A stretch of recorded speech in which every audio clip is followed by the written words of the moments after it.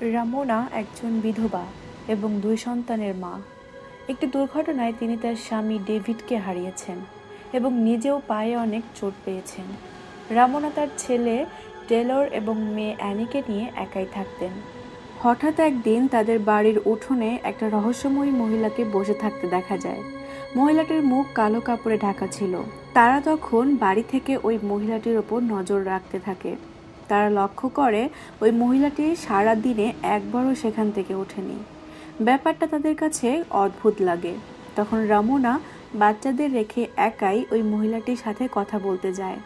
রামোনা ওই মহিলাটির সাথে কথা বলে বুঝতে পারে সে কোনো সাধারণ মহিলা নয়। ওই মহিলাটি বারবার বলছিলেন আজই সেই দিন, এবং তার 2 হাত রক্তে ভেজা ছিল। রামোনা বুঝতে পারে তাদের খামারের মুরগিগুলোকে ওই মহিলাই মেরে ফেলেছে।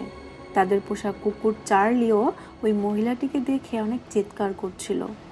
এরপর সে তাদের গাড়ির ব্যাটারি থেকে মোবাইল চার্জ দেওয়ার চেষ্টা করে, কারণ সেদিন তাদের বাড়িতে কোনো বিদ্যুৎ ছিল না।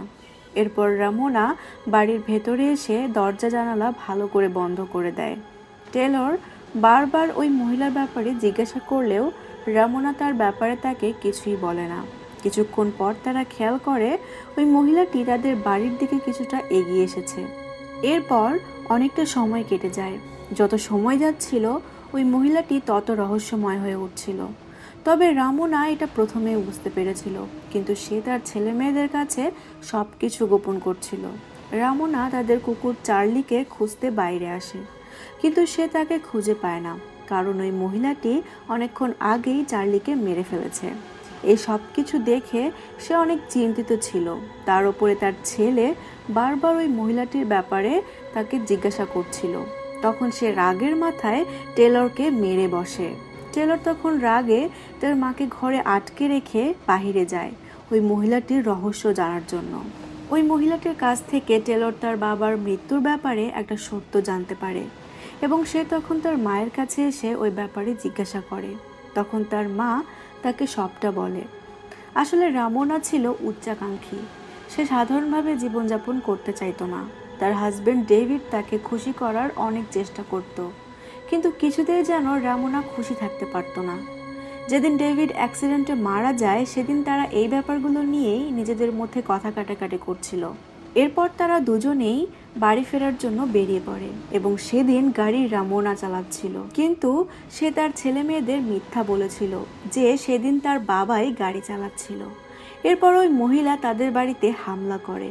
সূর্যের আলোর সাথে ওই মহিলাটির ছায়া তাদের ঘরে ঢুকে সবকিছু তছনছ করে দেয়।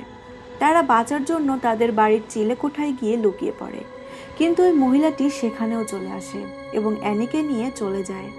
রামোনা তখন অ্যানিকে খুঁজতে থাকে, এবং হঠাৎ করে সে একটা ঘরের ভেতর চলে আসে এবং দেখতে পায় তার হাজবেন্ড সেখানে শুয়েছিল। আসলে সে তার অতীতে চলে এসেছিল, যেখানে তার স্বামী তাকে কিছু বলছিল যা এর আগেও সে শুনেছে। তখন সে তার স্বামীর পাশে শুয়ে পড়ে, এবং হঠাৎ তার কিছু একটা মনে হতেই সেখান থেকে উঠে যেতে চায়, কিন্তু ডেভিড তাকে পেছন থেকে আক্রমণ করে। তখন সে বুঝতে পারে আসলে ওই মহিলাটি আর কেউ নয়, তারই আরেকটা রূপ। রামোনার এই রূপটি হলো তার মানসিক যন্ত্রণা এবং আত্মগ্লানির। আসলে রামোনা তার স্বামীর মৃত্যুর জন্য নিজেকেই দায়ী করত, এবং ভেতরে ভেতরে তার মধ্যে প্রচুর অপরাধ বোধের জন্ম হয়, যা তাকে আস্তে আস্তে আত্মহত্যার দিকে ঠেলে দিচ্ছিল।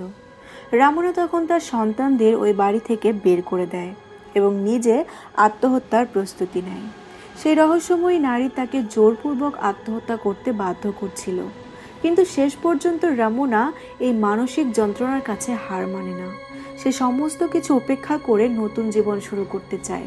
ঠিক সেই মুহূর্তেই ওই রহস্যময়ী মহিলাও উধাও হয়ে যায়।